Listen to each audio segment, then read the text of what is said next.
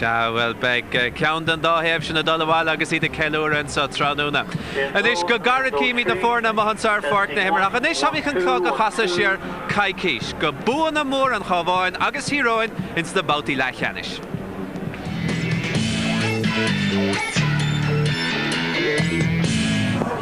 Steklik Tyrone naar voor Tyrone. Kruiveleren nu om tranation te real few. Anna vi snackar höll jag koppla bilen oss. Is na fórna féis agus Brian Dooher at the end of good deal. And a hand to Cavan to Kevin Hughes. Ishel go coola le tarn. Spear spar din to go das the coola he. Idir a gavíle agus trívíle diag no mar sin taka go park Brewster Tyrone. Ni tuk fenera enu ein moyo on ni roid la park kutter fer vrú láhar a agus stopan tinne do últí chuirla chélim O'Neill an chetó ag ríist an tan about sa chlathe chuir a bheas aige Stephen O'Neill.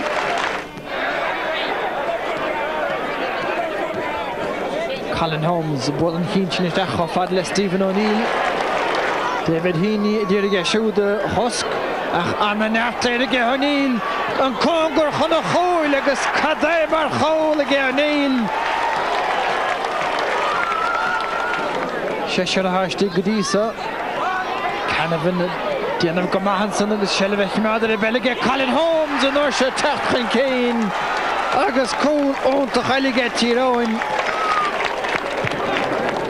Holmes Stach draw Cavan reached Agus Pat Coyne Agus Gary Rowanaha Gary Lahan the Hoode Mil o Valle Agus Taberna Fachtige Cavan the Heinig Nilaun Ach pointe an Baltasa ach vi an chance kian e cholige.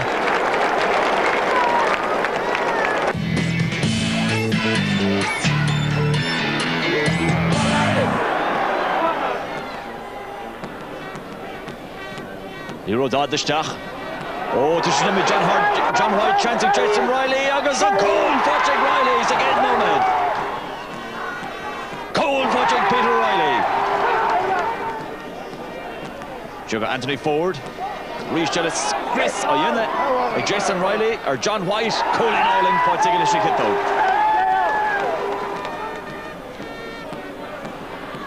Horai Godas, Jason Riley, Paul Galligan, Aileen Feargary again, Hush Khan Bader, is Coma, scoring for James Donan, Argyle Hawan. Tradition is Jeff with the Fudging Mickey Graham, Cooper came, talking has come and Emerson Adams and Cole and a Fudge. So Larry Riley. In Daly Sassala to she forcing Riley on Roher, Meshan on the Christian to score, Tongue off win score, or score Fudge.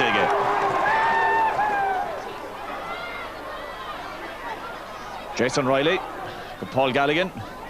Here's Galligan, Titchushi Mele Cole. She fought Peter Riley, Costin Joggers and Carol Cole fighting a go one. Peter Riley.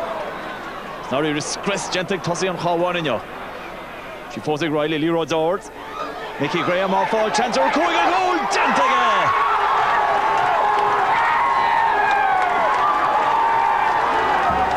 Well, time and McEnany, Tresha Valacha, Yen of Shearson, Goodin Dave Lena Ling, Agus and Slua. Moore has Sus le beda Kuig Vila Derg, Shea Vila Derg, and Sahabark Nave Tiernig, Tranona, Agus Slua, Anavor, our father fad famer, Ekenshiv Tachtestach, Shearson Prevbor, and so Iglunoish. Even McEnany Fechenter and Dochle Helachanish and son, Idasach Tyrone, Kecho Mahas of Vido Shoe, Agus Kecho Ulcas of Muyo and Lochena. Well, Cavan Garo, Tyrone, Anaway, or Fad, Tashid Lodge, or Gakach, Aaron Park. Larna Park at our comic McGinall and Big Much Gohanaway, Agus na Tossie, Stephen O'Neill, Agus Dini McShin, Tashid, Cord Nakulini, Agus Nakul, Tyrone, Aaron Tevalade, Cavan, Vishid Gohanaway, Gunya Roscommon, Cavan Garo, na Kulia, Roscommon Analog and Lashin, near Huckshi the Lawns Foster, Cavan. Agus new Peter Knockmay, she'd up dance Boshin all. Okay, well, on Banacul, Dira Hanakeling and so Ringer Fadling a Kayla, Flush and Tachanish, Lishan Nuchter Fad, Fain Dair and a Reichon Porka, a Reichon Gadin, our drafter and Glehamore, Brian Tires. ahrú a bháin hadianta ge Matty Kerrigan de chluthe an leiniuh. Tás nóig Eamon Riley sa lín lán chúil in áit Philip Kermat. Beg trúd an na cúlathe, Riley, Colm Hannon agus Michael Brides ag imar gluthe canis an chúige feh lénis fithe galua ach an na chuine sin de bhuaig le hédi Anthony Ford, Peter Riley agus an trúr lántasach crevola in 1996. Sé ifri sé Ford an captain na niuh agus an aríide sé hénig agus Cathal Collins a lár na parke a helig an na líróidí fada luhasa is de hadrona dusathe. Tuig an cúlathe híróine sin go mag an dat ach scóráil Larry Riley, Jason Riley agus Mickey Graham 3-7 atar a gunnar as camáin agus tóca sé cúlathe maithe iad san na chlí. Cégur chuileach ifir Cahir Brian Robinson den barc sa chluthe le cheannis diag a hréifste fiún riocht a réir as cuidann sé chun parke mar éana sin gehar diag eile a hosna go gunne bheo. Tá Ciarán Gourley agus Stephen O'Neill treis tíar na bhós na gortathe bega I bhí choreastóibh a gaf na seachna agus gan dát sin ár mór misning de chunta na láimh deirige. Siad Chris Lán agus an captain Peter Cavan an taon bheirt a bhí gimmert a 1992 nuair a bhíidir sa chluthe canis go dearnach agus tá lán na berta go sanna gimmert go díal fé láthair. Is in láidir aclaí lán duine bhí seo agus as rud go bhfuil Stephen O'Neill agus Kevin Hughes a scóráil ar dala ní héanúna gur bhí Tyrone rá láidir na cotíonachta inniuh. Agus de bhríon an só éimen is dócha agus míad a fannachtar an Cavan is fiú a lua is go buinte seo gandát is banistíocht nua atá ag an Cavan im léana le Matty Kerrigan le Val Andrews a méthe. Dóla go bhfuil mór an differdenta ag Matty sa slí a imríonn an Cavan an bhlion caite. Well, is Kenches tá Matty go hanahhaid mar bhanistóir agus tá an óla sin agin hana seo. Ach beidir nach bhfuil mór an defriúg. Cavan go bhfuil siad ag cór an líthúir just a bhád níos tapí ná a bhí siad an uirí. Agus beidir an defriúg go bháin sin. Agus gan dát leis na tosathe splódracha atá ag an Cavan sin ein sort líróid atá tastáil a líróid lua ó sa ggóir amach nach ha. Yeah, well nuair atá tosí a gasta agad caithí tú an líthúir a choristeach go luú agus is féidir agus sin bhfuil siad ag déanamh go fáil go dtíon le seo ar aonnos. Aber le Miguel Dermot McKay mar gan dát an Cavan treis a bheith gan Dermot ar feicin cuid an blian ar fád ó tháinig sé reaisiún astráil. An calúint an a bhórénú a méidir fiú níos fearr a ríist le Dermot McKay begimmert. Well, it's paladar anhhaid Dermot. It's rud waithéad a Cavan go bhfuil siad an seo aniu agus ní léon Dermot McKay gacu. So don cléthe canis a hern le teacht is rud Mike bhfuil sé ag teacht a rais. Well, fé mar eicimíd an san mar a chanicim mar furin an Cavan a móthir a barc éimen nervíiseach tam cinnte go bhfuil siad nervíiseach cad a deirthás inis a thárlóig mada leis an Cavan agus Tyrone aber sa chéad fehanúmat na mar sin nach go háirithe. Well, beidir nach méil an scórna le linn céad fehanúmat nó mar sin mar tá an gaithéig ag séadú trasna in a park agus sin sias an park so right sé cosúil le Ulster Championship football and they can do ní bheith mór an idir na fórne le lenne cúig nómit nó déag nó mar sin Alright, well inis sin andoing cúpla focail le chluisiún do bhanistóir na fórne Matty Kerrigan i hiad ceiste chur mé ar siúd ná ar lá mór cosúil lei seo an bhfuil sé héin nervíiseach. Well, I wouldn't say nervous. Obviously a little bit of tenseness there, all right, which is, I suppose, natural enough. I'd want that anyhow. So, but like I say, nervous, not really at the moment anyhow. Are you surprised how far you've come in this league? I suppose if someone were to tell me at the beginning of the league we'd be in the league final, you wouldn't believe it, But obviously the players have worked very hard. They've won their games, so they're here in merit. So, you'd say they've come a bit quicker than one would have expected, but that's down to the players who've responded well to all the challenges that have been laid down to them. Nationally, Cavan have been starved of success for a good number of years. Where do you think you have to either win or do better today on the field to come home with the trophy at the end of the day? We're here to win the match, and I couldn't tell you what way it's going to go at this moment in time. If I could, I'd be delighted, but we know we're going to have to work very hard, play very, very well, because Tyrone obviously are a team in form and have been playing very well all season, and they've been thereabouts for the last few years, a lot of golden race teams. So we know the task that's in front of us is not an easy one, but we're prepared for it. Rub of the green, you never know, we might just pull it off.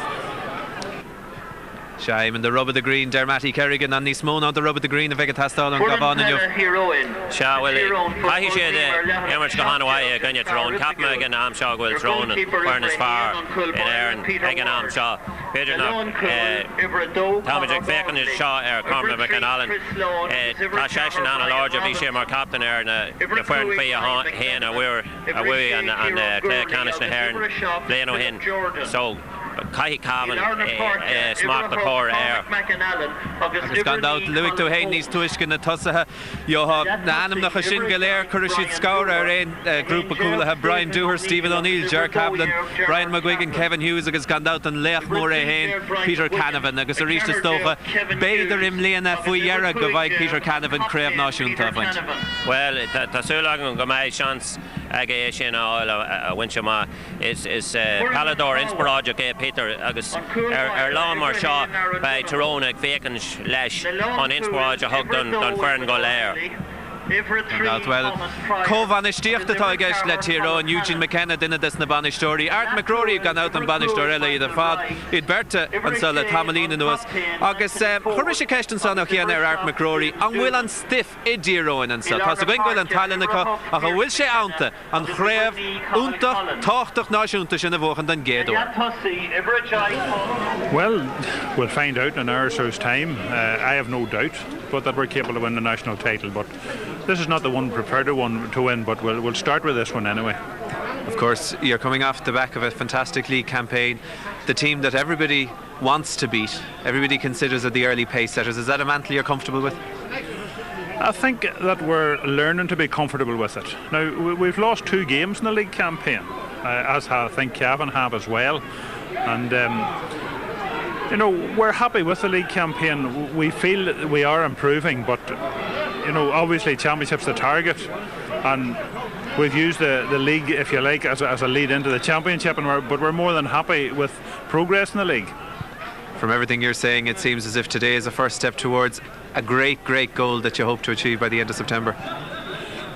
Well, you know, if you look at last year's league, Mayo won it and fell by the wayside in the first round of the championship, and Galway were beaten in the final and won the All-Ireland, so I'm not sure that today's match is just as important in championship terms as you say, but it would be a good morale booster for a young side to win this particular title. Sha well, Neil me the Vado Hazach and Clehan so the Bishik the Acher Anacharid Kurig Michael Collins Kirky Tasach the Clehan Moore and Lay. Ach Rivish and Tamid Nacham Brisha Anavara Hogan Filmi Darafik and Kupla Nomad Leshan Cavan agus Tyrone Bio Hochlunosh Fanigi Soccer. In the four Nerabark agus Sean Curran a Vegadalawala let Tyrone no Leshan Cavan Finn a Kuiga Clug no Marshin Tranona Leshan Noach der Fad Face na forna a ragling an ishfigar we're in trofterachta Brian Tyres agus Finine Macavord agus Femar a Chinchif tan vor Hewlund Freud fell on Tolanson agus na himnori tacht chunniv Finine ta Brian Dooher. Brian Dooher in Chinny Gummers let Tyrone the Tamil and Ish far Ebrian Gahan Cruier Fad Nyan Chalan Scorna ach Janincha an over father Kajin Chilarna Park Brian and Chinya every day. Every Gahan Cruier Chief Mijin Chahi Jan Ruher Naya Wayo Madushme Nyansha Alan Scorna ach Rincha and over Don Hul and Chen agus in Chen Chimajay a fall score in Chen ach an Animra Fad Chilamin. Ms. Gawker James Doonan Chen ever a shotlish and Cavan. Fan that then would be Asan Gnach, ach Ibrin Shakahinta Crui, change Kajin Chelish Natasi Hakamai agus Janet Jan over a fad or who's Kajaru and free him.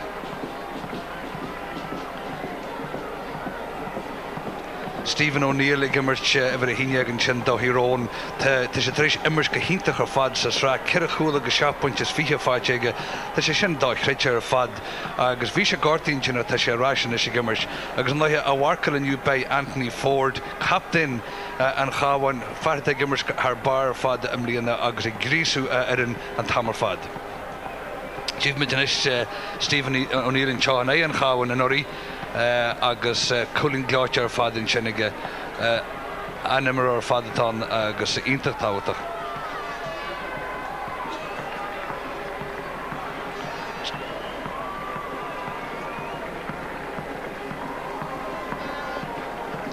Anthony Ford captain an Cavan gimmers go hítach ar fad in Charmley and Chimajé and Cha an Ori Golchan Tassi agus fal punch intach ar fad in Chino Chaigas Lat number Shin Chimajarish and Cha Rugkene Dolchan Tassi agus Kincha Gola Sig Cavan the cool so as Kincha Gamay Shehan agus Stephen O'Neill Canyalan Sula Hela a new Rodalifi Emra intach Inspiraja Hatan. Well, tá an lá scóbach glas go dain hénig an sotha glóis Tranhona ach níor stop san me het na takeóirí ó hecht an so go dtí an barc áling seo drumchlan na talún aus ar fad caafar rá agus tá sé súd go léir take isteach agus an dáchúnta súil le bua Tyrone gan dat femar sóldíh gan éon chréibh náisiúnta buirtas na sínsirce i leor nóhin buirte fé íseco agus cúntaen chaváin Neidir go dahad a hochta bhódar an tranaisiúnta go déarnach chuig go dó chréibh éile éireann sna sínse go déarnach agus bí déanach go meisiad chuige inniuh agus fémar a bhí go glethe ceanna seola an nuirig sé an corcaíoch Michael Collins a bheith go mun na feadóige Tranhona Michael gandát a bhí i mun na feadóige do chlethe ceannis na héireann chomá i mí me an fór Ryan McMenamin agus choréann ar Finbar O'Reilly agus an bheirt lár parke de híróin Bert Ahach McAnallen agus Callie Holmes taobh leis agus an banna ceolinn san chléis effectúir banna ceol neh híló inis cehelan siad súdacha chur an cheol fád Tranhona gúin agus bhfuil beag anna choga agus anna chair fad a lár parke bí déanaachta san Tranhona. Agus nuair a bheith árán na bhíon chuir a dhéana grin chuir fir chluthe tús le chluthe ceannis na srá Pelle Náisiúnta Alliance.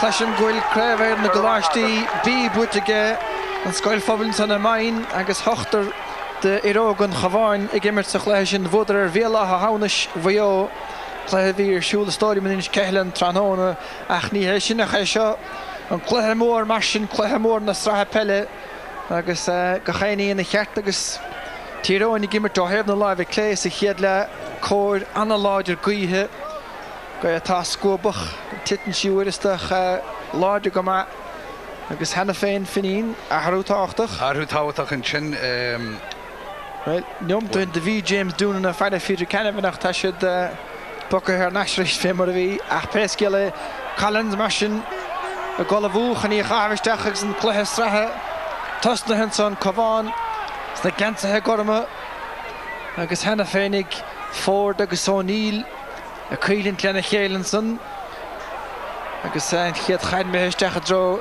Kevin Hughes Thomas Pryor an lán cholíonn san de chúntaen chaváin agus mórrán na tite Merlína lán chúlinn chaváin inniuh. Tá go ddíirecht mar tíimir sin Baim Guigan, Kevin Hughes, Peter Canavan sin imróí den sco agus caihí far an lán chúil ar lína lán chúil an Cavan a bheith ítach tean ar fad.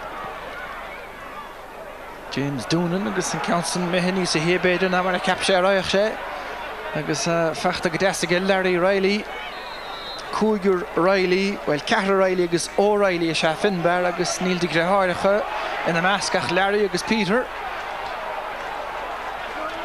fechtan sa ge dúr agus Cavan fan na glíán de de Tyrone Bishop Sud titte mana de sheer horde na pelle.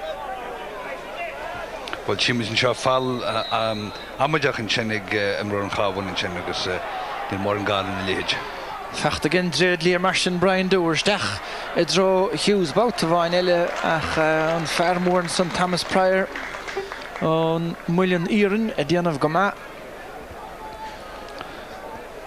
Well, Femmer Hinch van Slow Falls, Tachtestach had 3 wielen, is Fihe Dirtly on Lahard, Hannah Hennig, Ryan Telefos, last modern.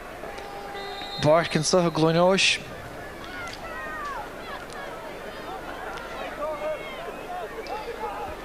Aaron Dunne Martian or Vil Tarbert and he had Kikamaka Gashud. And was family Hinch van Roy Breherishin. He had Slatamach on goal.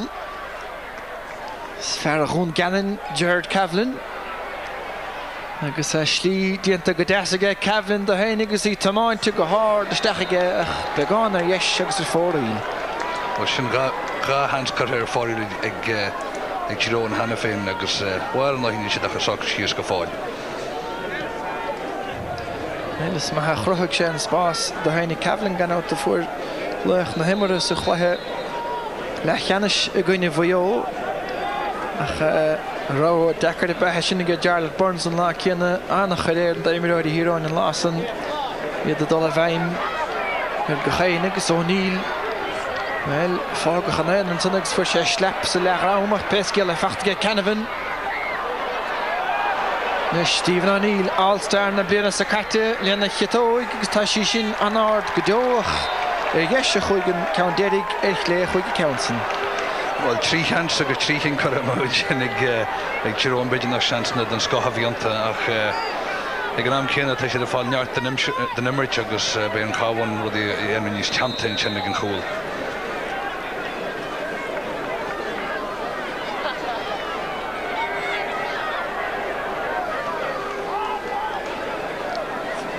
Breis fegus tríneom met mé agus een chadihhain had al tuisteach gemacht na dosa hege kunt an gewain. Agus came out the begani zís le nuair sege Aaron Dunhu. Tora cíanna mata Tyrone shelf na pelle. Brian McGuigan nish barna aimse hege desige agus Shahir Holmes. Ach Anna Hossinter Fadelson dientige Peter Riley agus tasa vadnis faden sege kunt an gewain. Well, be down a mesha passion to nubni poor for any gobog. Agus an Caru Cowan and Boutson again Kieran Gourley. Fair na Carage. Well, Kira Womacha agus Kira Kenyish Carher Foreign in Chen ag Tyrone agus Caihara goal love Takiat and Cowan in Chen a Coran Brew Aaron Lina Toshak in Chen so like make Cowan Sasta the order Shin.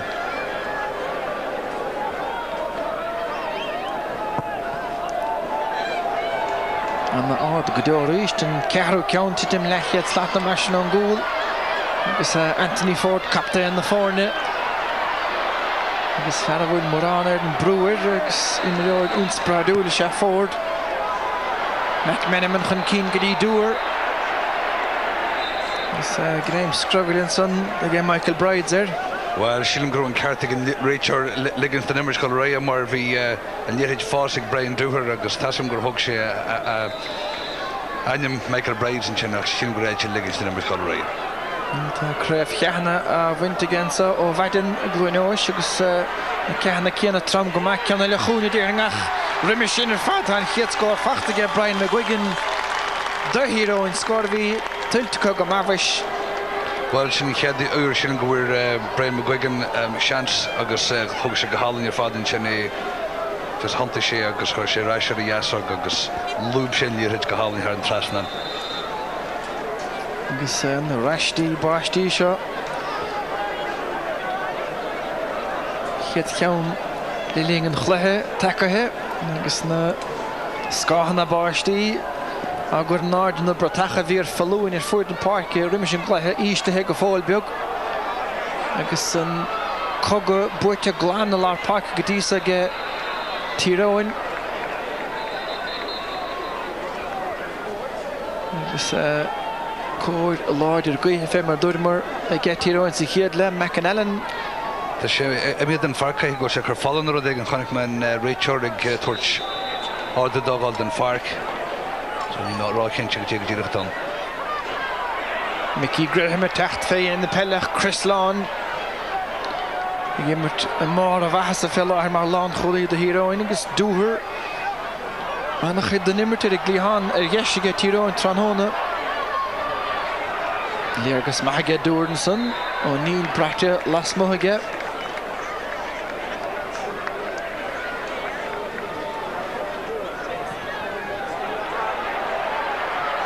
Sin a rís fáil deanta sin ach seans na sé Cavan. Anna fans agus an pointe tócan san in aon go raibh seans ar chúlas dáil me Philip Jordan a bhí techt an cín abáta san. Se tá Tyrone ínta gasta leis na seansan a bhlacu glúas tá fáil an tógann si é tíimiid Cavan in teáid teantú gur cípúd mar sgrach agus beidir go deachir is go raonn sin agus beidir cúla bhlacu a chun sin rud céalhhar. Weil tá Pascal Cavan drethar feater a bhí le hairí as nó ag capach gan áach seas tréis na críomh na rig agus is mór an táir dóchas dó bheith ar neis tá sé takeisteach go fáil beag Pescile in áit Cormac McAnallen ach Tyrone chúine ríist Rachca dhéanamh sna neomantí lothasa a get Tyrone ach gan na gceart scór a bheith feachta go in aon na máisteachta. Well, tíimiid Cormac McAnallen sin tá sé de chur cóirléis ar agus tan chumar ggóil a thrón a chur falla agus bei Tyrone súga mé sin anhat a steamh mar cinnte gur an felladar ar fadé. Well, anna felladar eile sé Pascal Cavan gan dáteach deiscéal de bhaintear an Chavan sé Dermot McCabe a bheith a téarnamh All-Star roiint blianta hin agus fear úntach lár parke. Ní me sé cléthe club an dánach se caite ach chin locht banisteocht na fórna go meach sé ábhar lua thuirt ar naisteach sinné Cavan sena leach chunta na láimhe déige agus pointe glótear fat feachtaige fer a chúne. Well, an emerging sin Cavan agus an dóig bhil sé abalta just chontú agus an marcálaí a chailú tá sé th bar ar fad agus an le féidir leis cice leis an dáchás agus ní bhíine sin an chosamdar cin chás bhil sé go bhfuil leis. Well, iad sanna fean máistig builtige ar an Donoghue agus sin feibh bhóraige chunta an Chavan go díosa gan éon aide a bhainte maithe gan gúil báire na kickin agus Kevin Hughes a chilíisiil inis ar aig na gólaí amach Hughes agus an 4 pointige agus rihan ráis le Tyrone. Well, cead a fan sin sig Tyrone agus chuig cin chutha ar fáí le go maiid so tá sé den nuachtar ar fad na parke ach bhí mar dúirstú an sin tá deacrat ag an Cavan an níide a bhaint a lá na parke an is an láid tá buintí an ghíile sin tá an ghí an láidir agus tíman is Anthony Ford ag glóirsta an chúlbáin sin agus ag chur cóirda de chumlaigh an air. Tá fear gorta hen san na líne lechúil an Chavan agus Matty Kerrigan fean gapín istígan san na dírig cóirle a chorátha iad fé bhrú míltenach sa líne lechúil agus timplar lár parke agus móránna tiite mé a bhearsan glúinedóir ó bhéal Tarbert ar an Donoghue an fear ceart a réimsú críndíireach amach go lár parke ceann buirte ar deirige chunta an Chavan nach Peter Riley an son duine do loiachra móra an Chavan agus fear a bhíann an nócha seacht agus inis tá sé siúd chur amach mar go bhfuil rianna an folle ar a cheanú artéigint chéna fuil Chile Fishkin Pescile caiteach ge Collins agus Michael Brides a tóiríochtach buirte haar nationsa ge Philip Jordan caiteisteach sa chúinige siúdach an ferratha takeisteach in áit Peter Riley an son Philip Kerne Kermat bechólaach mar an fer a bhí gimmert nó a hosnig an ná dénach agus ná hablum go chuir séad an barta sanna. Well, mar chuirta sé déanú amadí den rial seo in team an leis an rialach ní féidir bhí den farcle de gachral bag mar sin. Well, tá san gandámh agus henní choró se oltná meile Cavan sa cruúsí ach pe go bené is sprecach in isiad anna gháil san éireach an fear breise Peter Riley mithe an barc agus gúrlaí atá á ghaire in na éanaar agus aga gecham a céanar bhagach an cín agus fémar bhí sa chléith le cheannis an luthe agus a dhéann imimeir de chuid Tyrone an fel ha cúgur séir a bogatí polir hé mar bheith becha an Cavan an is agus gan stúr dá luad ar a go imimethe Jason Riley an nuair sin agus son sa tún fachtaige Jason. Well, Sirke gan éiris agus ní heige maríú cin fáin an cosmtarí sin díris teasadrum ar rimóí mars Sirke is an na gcónaí.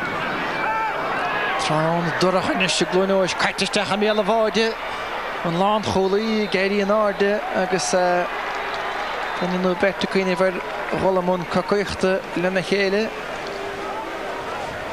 agus mecanile agus gansaí nuair fuil ní fláir ar an gansaí a bhí agus tas nó amach.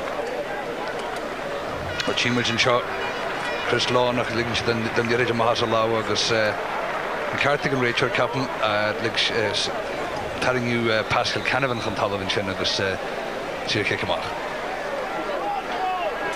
Well, tá siad isteach amach an sos dechar de súlaí meádartha ach ní bhaine cinnta go bhfuil máisteach dom lán a gé Tyrone ar chósaí lá parce agus deirtalim go raibh an bheirt parce gur chunta an Cavan ar aus ar fad sa chluithe le cheanna si gunne ras camáin siad súd Pierce McKenna ha tacar neis treis de cúpla bliain a thug deach díarmid agus tréimhla siúd an tógánach Cathal Collins ó réil an Cavan ach go dtí san nniuh gan aon rion féin spéir den Mertico seachas go bháile bháin cúpla nuamta hin. Nearn chat an nuús go millsinah trom an tear fad agus ní choir sin leis na chaban nach chuid ach seans na Peter Cavan ní de chuir cuighainte an tasí. Ach bhfuil sí sin sleán heamach ar dheis an nó a sanna bhasúntach. Tá sé eiste Peter Cavan eice le builú Sirke den talú mar de rachas ón na láha thugann siad.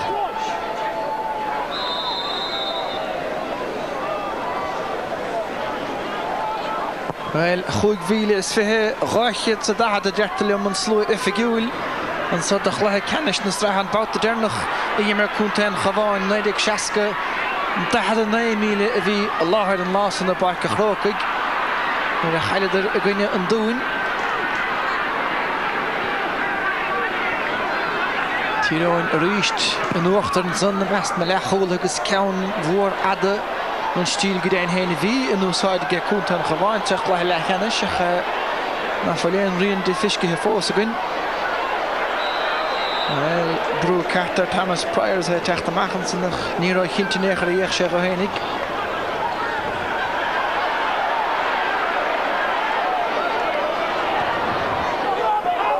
Fuadar cat Early Tyrone ach ceann buirte ar naisin san agus Capscruf sé siúd na heamach ar a sé lína luas ceartan is fé Tyrone gúrlaí ríist techan cín machcarí Cavan íalathe leis go deasó Eamon Riley úpainte go glóirte a neasó agus peinte únta chailige Cavan.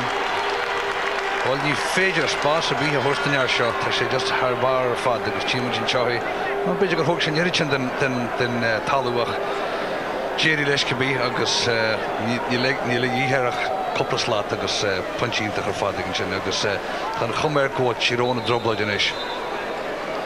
Well, Eamon Chesty Riley fémar tugtar ar bocar heamachchan sa hanis a gé an Cavan agus Cavan ní rád a bheits an éanaar mar go bhfuil Michael Brides i bhí a cúig do chónta an Cavan dulta siar in is a feire Cavan so Chesty mar sin sa líon lechúil ar chlé.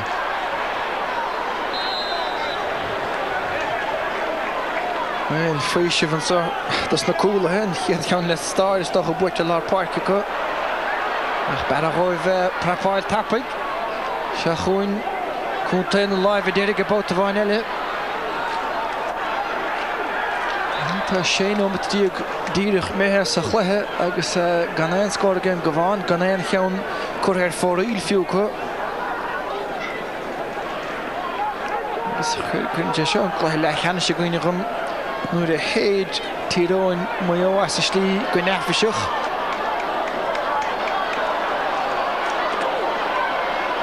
Ford, Anthony Ford, ifir sé suas chofad le Finbar O'Reilly. Nish, pasáilta teachcarí Larry Riley. An cheadchaid fachtaige Larry in a ghlaic. Agus a rianar ní mór ná go chailte í. Leab locálta agus bet o Tyrone agus an sin dúr sé go dain. McMenamin onglíán nechart glantamach a siúd agus calístiantar McMenamin sé a bóla. Well, she shouldn't eat the family of her father. Beat the near Union Falcon more, but chief majority shouldn't. And Hoshin your father, Brian do her because well, we can Tyrone here, Jimmy here. Ach, Chespin and Obrian and Brian do her. Young come the park August. Alana a bit of Jonathan and Chinnigan. Well, it's click first and score on a bash. Mas or Hunte Tyrone, time Danish. Na chuig na breanna go baistí isteach na machara. Buirteach an cíine ríist agus anna bhógair fadar na tosathe séile bhá gáilte bell. Thomas Pryor nis ar dhíhil agus seans le Pryor stáile man son.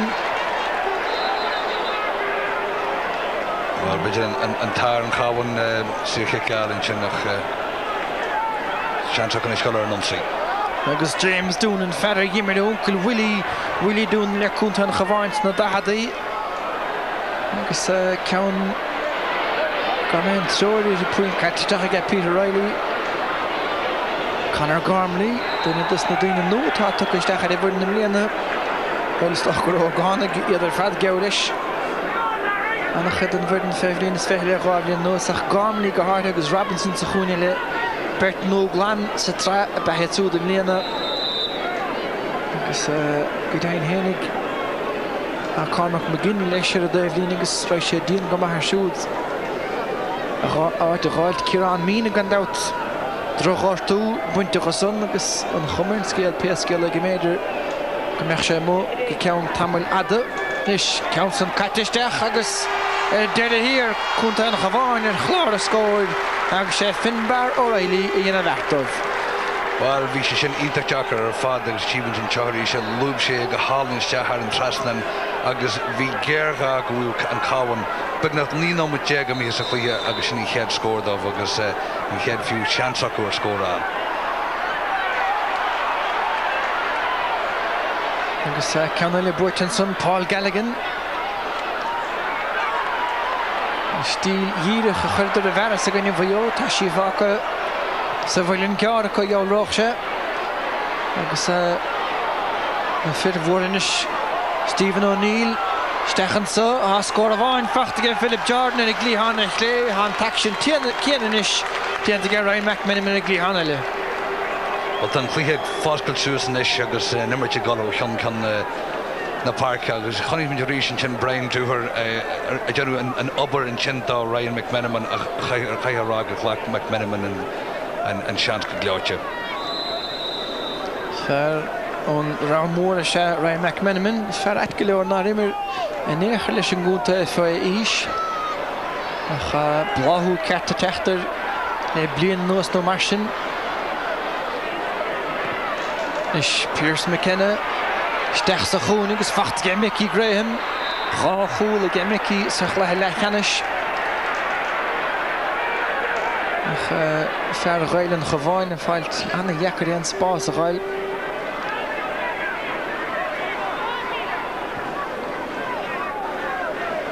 Agus is Peter Riley nis fer chnuk bríide chuig bliana as fithegus sa bhéir cainíochta. Bháisteach a titim go trám fós an sa glúineois.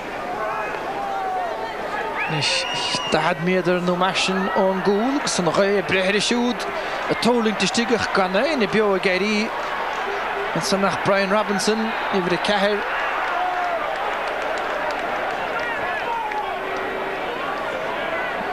Lisbeth Kush Gran and Heidi and you've not such a henacher Palasclo Lemter Hamagan Dachtan Belchin agus the war na Tellerrichte and here heart away Brownta and Sonnige Michael Collins or Jason Riley stole him. Well, but you go to Shin beginning gear and you don't goal Gromor and Doherins and tackle renewing Shin. And she Larry Gedain Hennig before the Carter. Well, defricht na kicken na mach. Anna wurde tot Fenera agus fin gewoon cool about the vanille agus Anthony Ford so Captain na fórne agus Morandi na sé cartige siúbeidir en im nuchan alsar líad gáit nadig rud ná fuair an nás putige Stephen O'Neill agus Thomas Pryor cimad leis agus well is go maithege coolla chováin gebe seo fer na contúirte chéire chúl agus 6 pointes fethe sa tragedí sa O'Neill. Well, and she can't mention be Cavan or non for Tamalach and she can't be contact because of Tyrone. She'll cheap with Tom Pryor and Jenny Fall Stephen O'Neill August and she'll be chin go she glue and she can't come out August you'll more than Galish and Kennel Cinema. Well, Michael Collins are all by Leisure Mach. Din Davline, Mahastina Gurfi Corleisher. Agus an ferha gláiste bhfuire a dul múnteoireacht méal feriste dulta chuinean ta bhlíine seo ceann an na jacar de Peter Cavan a chfuiltí seolta idir na cólíige tá bhuachail chu sé ceann na bhadníos puige a mú cup na neamtainach an bheart déantan sonnige. Yeah, trícinn fáitin is Cavan agus mar dús tú bhadníos deachran an can journach agus kick all in your father chin.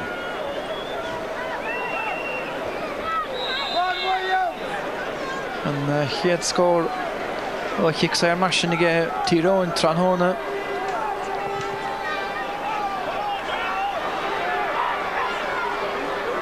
Johnson of Adney Savarga Aaron Dunhu and put again Cavan.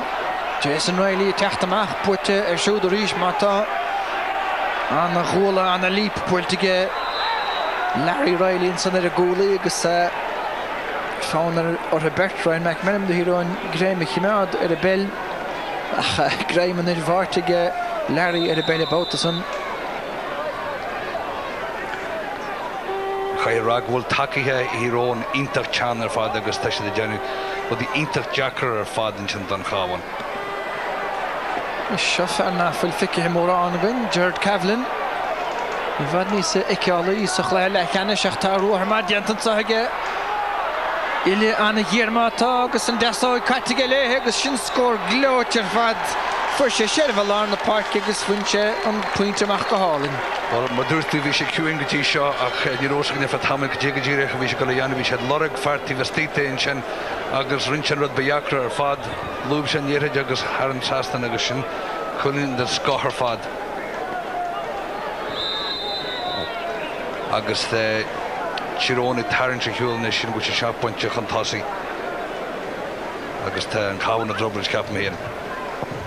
Well, ni na was will chance talk again Cavan Masha the Voig Cavan the Ping in him Shiralta Gdir Kevoige ach ma hogator kinne dolle gunn the guy his headla I should he's tish Gamor agus boil on gnimo and quite struggle ho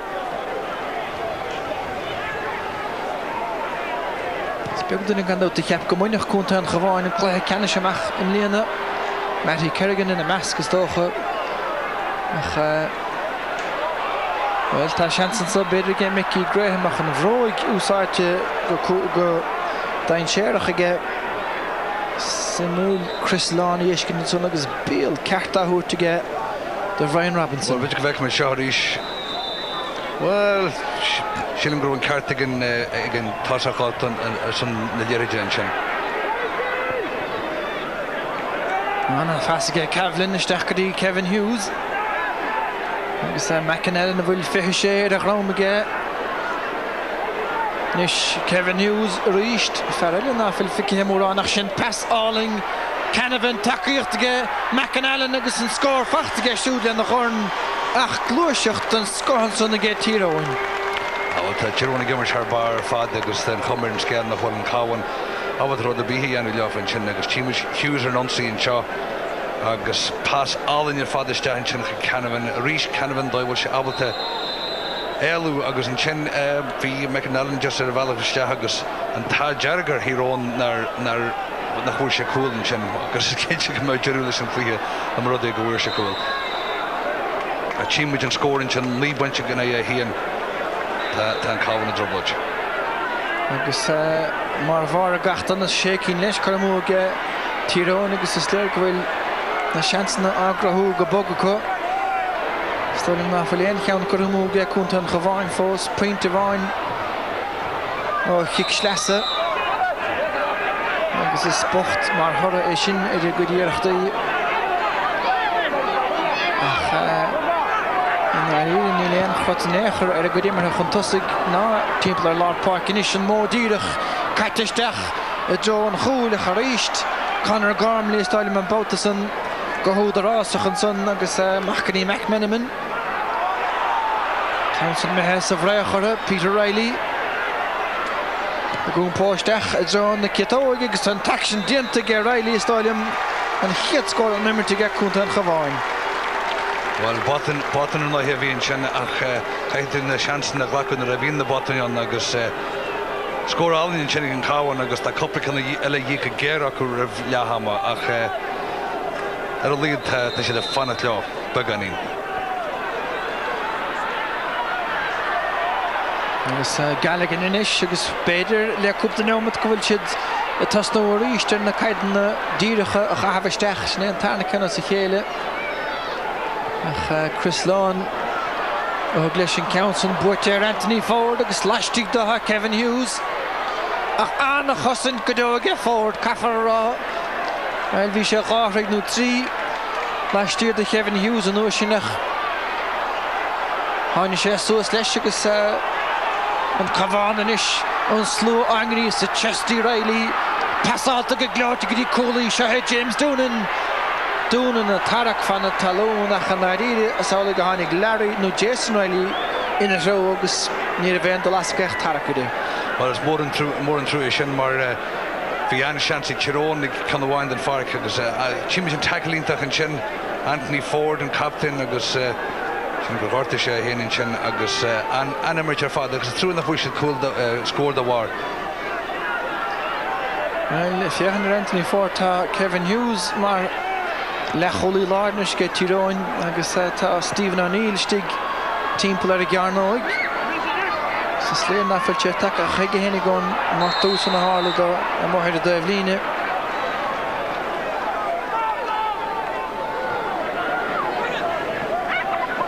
Meg fecinn siar an sin tá ní le birte gimmar sa lína lán tasach an sin do Tyrone agus fagann sin go lean spás leis an dheirte chuir isteach na drá.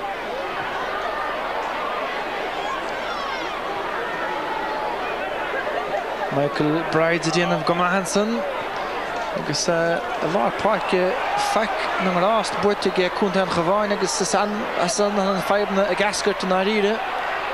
Cavan a déanamh go O'Neill a casa irigetóig agus sé an leithechan deháin na cuailí ba leora don All-Star. Well, tíimiid Cavan an sin agus tuige carúch an talbhé abad a pass a thuirt láthaach agus an sin Cúlínálan na cheatag an sinnig Stephen O'Neill agus as cossil goil Tyrone abal tá réir a dhéanam bhíonn sin lethar na thuaithe.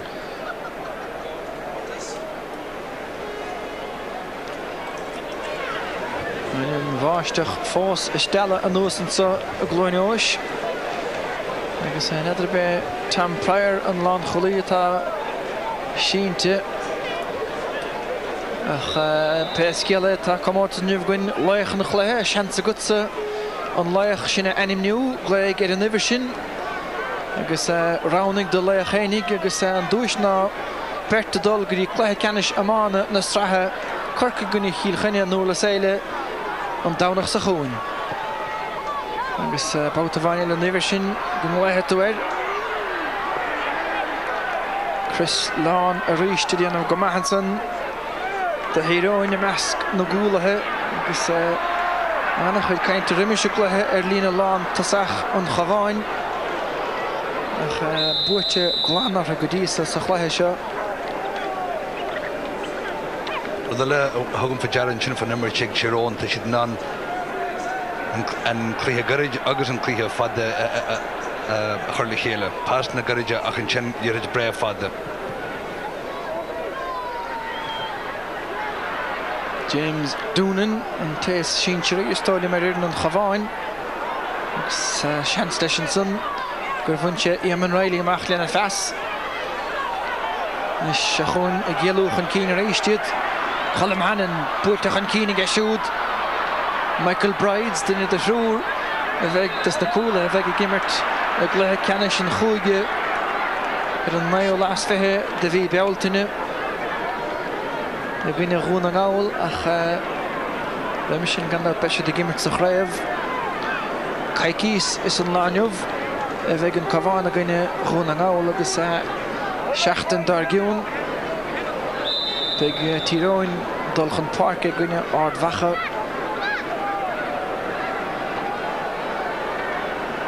De voor Larry ní hécha Finbar Riley score an evra on Dave Line. Tamelín Berger hin an council a bóla an chóile a machar yeshek sa fóríl. Sin rud a hardín leis na bhfuil í gáil cumai na tí go cumai buann siad an tíbh títan fásta agus sin si trasna agus na bhfuil sin siad ar an tíbh a dé. Rim nolig Matty Kerrigan chun na fórna seo. Fátíige Val Andrews agus ge Liam Aston ar bhaineisteocht dhéanamh bhóg Martin McHugh. Eamon Riley Caiteisteach go cóntúrach a titrim na cearnó a gísteig agus a ríist an gháil ar ás ar fad garmlí an Baltasan agus i chaibrig san a gunne ras Camáin a chaní sé gebliúnúh Cavan in isis an teachtere leis an bell caiteisteach gurí an naescure. Fer rún ganan agus an council caiteisteach aige ach gan éine timppel na cearnó agus stig. Well, himid goróid beidir chun cúrin gláteile eil ó Cavan in sin ach an nuair seáin ar lúban ar de gartá. Well, tá sí stelle an bháisteach fásansa a glúneois. Cé go bhfuil an ghríon na dírig brist tríos na scamil agus ríist an chiicamach anna ghearra go deoga ar an dunathú agus níor hallú screibh an ghaith chó láidir sin ach cadé mar bhrú tar Anthony Ford agus a choilecha hes a lína lechúil an ghríon takeamach agus Mickey Gray me sellh na pelle pasáilta trasna gurí Larry Riley gech well Larry speag don gaide a fice ige agus nuair dhéanann tú patún don Tortson. Na húnsathe anna bhristeige chunta an Cavan agus decreachtaí go i chéile raimsúir i géadal tíosach slí agus spás a bhaint amachta a bhéin an óstar sin. Eugene McKenna sa Stáin sin an sacrúha take a bhaimininúh nes anna háach gneoch Finbar O'Reilly count agus tá cuam dienta agus nasta gur O'Reilly agus tríú ceanniuh i g chunta an Cavan. Well, seaappointe ar na fórne inis agus bheith íhir an Cavan coppacán eile áirih sin galanta ar fad an sin ó Finbar Riley ach teastain scór na bháil a chu rih le hama.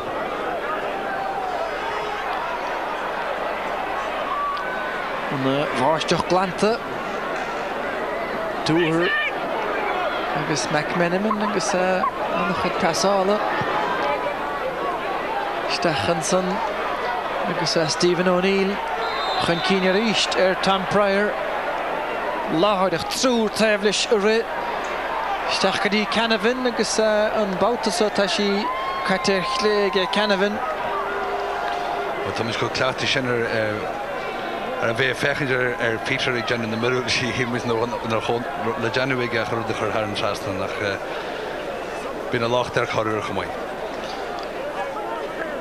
Is et mar a bhíon tá roiint imreoirí híróin ciún go maith Kevin Hughes in the mask agus Bouty san immerta agus Stephen O'Neill ach in aon sin tá raca ghéanamh chun tosaigh go dúthar leis ciúin le déanamat nó mar sin nús Cavan take chuige héin begáin agus tá siad umláin cumasach mar irin agus boil ó go chéan chut an bart na lechólathe úntathe bert sin tíir a barcin is agus nadidir is stopig Michael Collins an immert ní dhéanaig stachadí Mickey Graham imimeráir na bliana a gúntain Cavan im bliana ferghaile Cavan agus inis well tá an bhreachta bhí sínte éirithe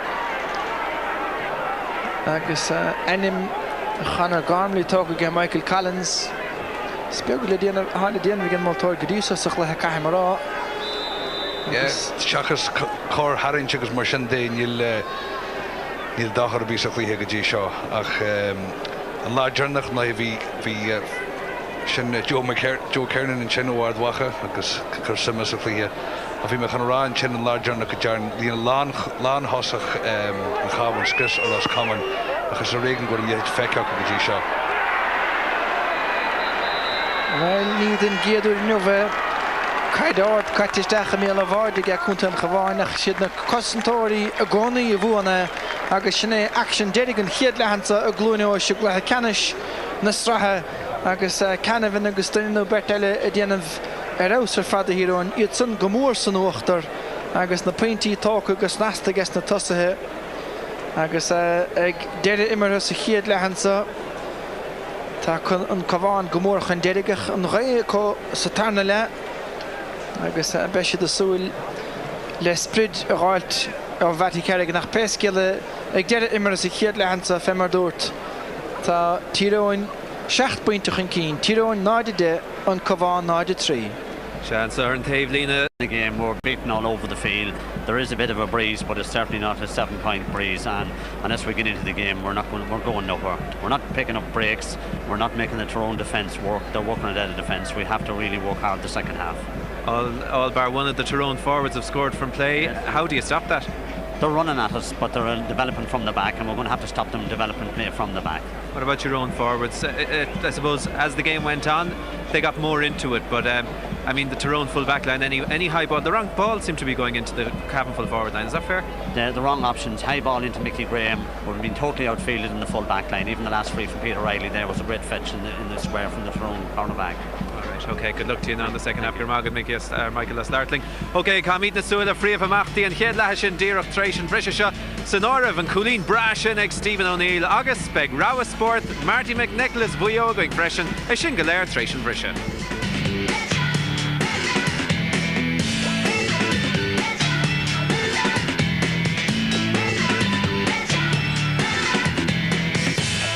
Ní chóirtead fe gobar go cruisin, go háirid cholóisin, éis an miscarriage. Go leis céil cárthúla tú faoi sin? Family gossip.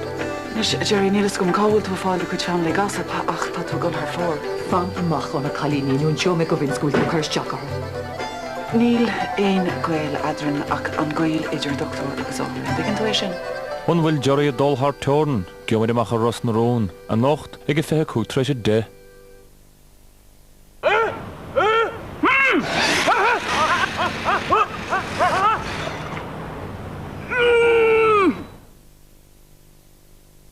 Get €1,000 cashback on the Citroën Picasso and €750 cashback on the Citroën Zara. It's an offer so tempting, we didn't need to use Naked Girls or 70s lounge music.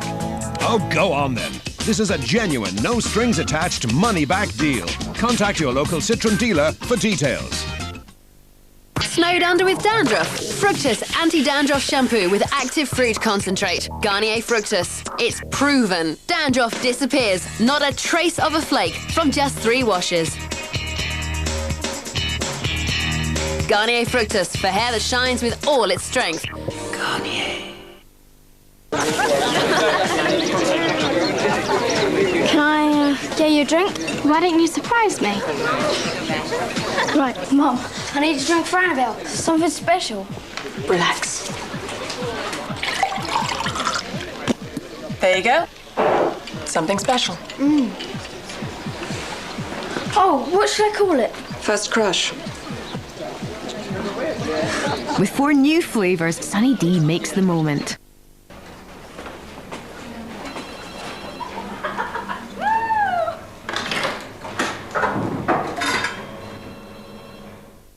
Paramount Furniture have the sweet deal you can't afford to miss. You can get this Navan 3-seater for €749, this Navan 2-seater for €649, and this matching chair for just €549. Extensive choice of colours and fabrics available. This amazing offer includes a 5-year warranty on all suites. Paramount, probably the best furniture in Ireland.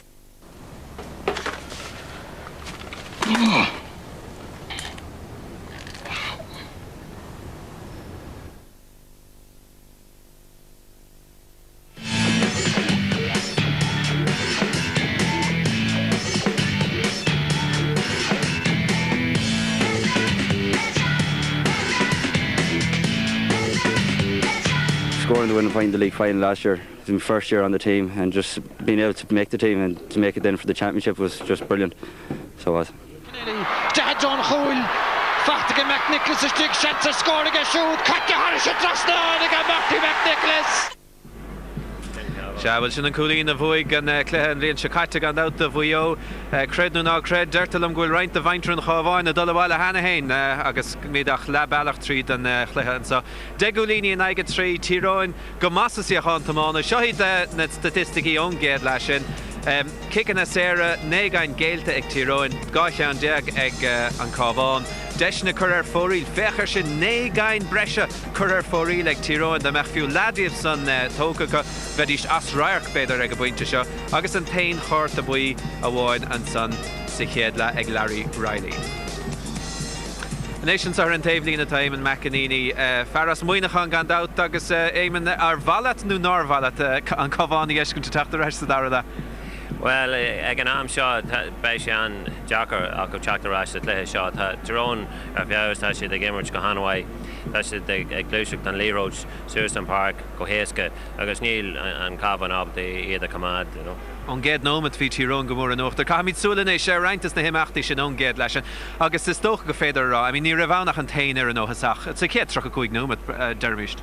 Yeah, sin ceart an céad scór an seo Brian McGuigan go Hanway ar fad agus an sin Peter Canavan ag Torch an Leroad go Ryan McManaman agus Corsha Har an Trasnon Lena Gorn a rééis Canavan ar an Leroad Chantian Che Hart agus a lán scéal an sin ag Cor and kick sin Har an Trasnon Feicamid Jared Cavan an Shaw ag Torch an Leroad go Kevin Hughes agus point eile de Tyrone agus fi siad ag dul an cin ag an am seo ní roin rud ag Cavan a rééis feicmid Peter ar an Leroad a rééis Chantian Che Hart agus Coolín eile. Tá sé tar drola carta Eamon Riley nach bhfuil? Well, tá lán scéal ag Peter agus tá sé ábalta é seo a dhéanamh tam in dhé tam, you know. Sinna chéad scór gan dáta fuair an Cavan is dul am 7-9 déag a bhí caite sorry I'm siadar an chic séir sin ag Finbar Riley an son bhí Tyrone ar eiste na míocht a ríist. Se agus feicamid a ríis Ryan McManaman ag teach suas agus sin an dar a pointe don fearr sin bhí seisna gimmert go Hanway thug Captain was Stephen O'Neill and Leroad Stowe sort of Corsha Har an Trasnon a rééis feicamid Stephen O'Neill ag Torch suas ní acha tú ceart galore an sin ach thug sé suas lena Costco jazz sin Peter ag Cor an kick sé Har an Trasnon a rééis agus seo anna chuúlí nach cha Cavan. Well, seo droch cosinte sin a Cavan sin anna scór on áit sin. I mean, Risha beidir chuig a méidir lei sin. I mean, deirtar féin a lad seo go bhfuil siad fit nach míach seisiún amháin tréála go i gahab na seachtain. I mean, tá na lad seo rás nach bhfuil tá siad ábalta rithar feic 67 nómach an éon strain. Coolín Ellenson is donna mé Cormac McAnallen agus an son a ríist. Tháinig an Cavan ar eis beidir bhí cúpla nómad maithachá an son a dro deran chéad lethe. An chéad scór an immert go ag Peter Riley. 7 nómad is bheithe caite. Seo well sin an freibatá an níl siad ábalta an Leroad a Corsuas go dtína thosaí agus na scór na áil ón immert agus seo anna cosint ag Anthony Ford an sin an fád nach ró a cúpla scór na eile ag Tyrone.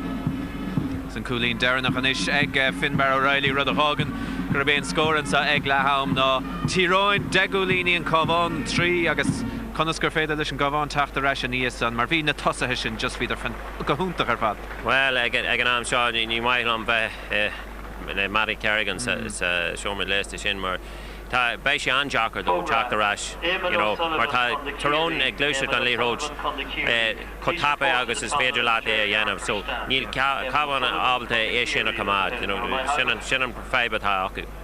Má bhuain siad an sellh sin am lár na parca, cad éon sort líróid in is imró sin isteach dro Jason Riley dro Mickey Graham fear bega, bhíon servís mí cheartta dul isteachtaibh sa chéad le fémar a dúirt Michael Riley ling ag letham. Well, caithfí siad an líróid a cumad sí is mar ní gádó a bhí a thuirte se os ard because ní bheith seans ag Mickey Graham nó daine mar sin an líróid áil. A caithí Jason Riley teachta se lé seo agus maybe cool áil an Cavan a thuirte rais. But ag an am seo caithí méid dul le Tyrone. Bhfuil fémar a chanicimar sa chléthe le cheannis. Jaim sig an Cavan cuaig chain de chuil in ag chosantóirí Ruscamáin. Inis am can súla chahabh ar na himachtaí mór atá siúil tránúna fémar a dúramar an saithe glúanáis. Tyrone 9-3 an Cavan, Tyrone 9-10 an Cavan 9-3 ag letham. Agus ag letham I limnach. Cléthe canis Ryan dó, Ciarí héna dó, Lís héna car agus anna chud daoine ará ag gabh na seachtainna go méide go méid lámór ag Lís an san I limnach. Nis an slua bra, but anna hana vasta tá aimsir fiásan a go dain hain agus banna ceol inis céile nevihíle inis céile an sa seint agus an slua bra fehe 6,000 fehe 7,000 is dócha stig ag a buinte seo agus idir fad is dócha marachar a bas an Cavan do buint tanna vas na himachtaí an sa éimen. Inis a fechan do raig dín dara le beg ahrathe is dócha. I mean, cad a fechan ar runnad an Caváin, cad a deirhás inis nó cad a dhéanthach an iad a sppraga don trocha goig nó mat eile seo tá le techt. Well, caithí sibh an líróid a choras teach go luú agus is féidir go dtí Jason Riley ceapam sin an rud. Tá caithí Peter Riley, dul amach go lear na parcar agus an líróid áil maní a choras teach. Tá na daoine eile choirí os is teach róáard san air. So, but ar an taobh ar an bense nílas agam an bhfuil éon rud an sin an bhfuil éon fear an sin a chor is teach an cúláil mar os rud é go bhfuil siad an cléthe seo uach amach caithí siad cúláil go luúa sa dar le and caithí siad an líróid tá Tyrone go mór Colin Holmes ag breisiú an líróid a lear na parca agus tá Brian Dúhar agus daoine mar sin ag tógáil suas an breisiú so caithí Cavan dul se agus an líróid sin áil. Chanig mar bhí Brian Tyres arán san sa chéad le go bhfuil Dermot McCabe gur dhimmar sé cléthe le na chlub a gabh na seachtainna níl sé anamnathe gan dáta meas na bharánna dach is calúint an bhór Dermot ó bhainneomh nach. Well, it's far more larger agus go mór na lán thosaí car, go cóir go méach denna mar sin agad ar lá mar seo nuair a caithí tú an líróid a choras teach. So it's calúint mór iad do Cavan gan dáid. An lína lá cúla bhí ag Tyrone an san sa chéad le bhíidir thar bhí sellh na líróide cos dócha beidir nóchan é céad féin géad an am gur tháina sé isteach ard. An is begin an líróid ísio le teachtaisteach in an aig. An dóla go bhfuil éon chinksbeg beidir gur féidir le I meas cosantóirí híróin chun dóchas a thart a bhaintear an Caváin sa dara le. Well, ag an am seo ní léon duine leonó se feicean éon chinks Tyrone. So fecha mí sa dara le bhí Conor Gormley agus Brian Robinson go hanhaid sa céad le and beidir go nuair atá an líróid ag teachta se go hísil go mé scéal eile an ach ag an am seo ní léon chinks an. Chanig mar Joe Kiernan banistóir ardhacha gan dat sa slua an san tuisce an dóla go bhfuil sesin beáín dóchas a chanéis agus aige hart ag Tyrone ar air an ardhacha a bhí de chupla seachtain sa chréamh. Well, tá sesin ag cór na nótaí sé sin tháinig mé ach sin lá eile cléthe eile agus sa cléthe ceanna seála beidir nach mé Tyrone cumáid agus atá siad aniu ach aniu tá siad go hanmhaid ar fad agus bheith imní ort ag fécant ar mas Joe Kiernan atá. Trocha Cuig Nomad Falca. Ainsley Rashig and Cavan no aniad Tyrone na bheith buint an chéad réamh náisiúnta riamhacha ag rád na séinse. Well, ag an am seán níl ábhal de Cavan a echa le teachtarráis ach mas míon lo cúláil sin an rád beidir go méid seán taco an sin. Alright, with Famer Eka Peter Cavan agus Tyrone mo fort na himmerhead Trocha Cuig Nomad atá fága idir riad agus créamh nu an tranaisiúnta an chéad choran riamh bóite ag seintir híróin. Cloisiid ó limnach bhfuil Ciarí methe coolín chun tosig ar leis Cuig Nomad agus teach sa darla. Ciarí héna Cuig inis, leis héna cahar. An sag glúnáis, Tyrone náide de, an Cavan náide trí ar eisling inis de hráchtrucht an darla, chuig Brian Tyres agus Fineen McAvoy. Agus yn ein hwnna, Tyrone fe y mohyr y barc gwlwyd yn tarn y lesa, yn yr gan dawt. Feder fiechan gyhwntach leis y tracht, sy'n gael y crwb agus beile hain ag slachar yn yr gach tasiad yn so Tyrone har sycht yn y staire. Agus gach yn chwmyn sgil gybiad y fege y celwra o hwyg y nocht. Ach ta tradisiwn ada ag cwnt yn chyfain gan dawt se fel. Especially some new initiation comes back a churchid Genebre Saturna Lasha Femmer dort niet slow het Crave na heren bootje goed nooit kochts na terugdigs na dadi balaidre wie voor den gaan gewoon als je dokter in Bellied agus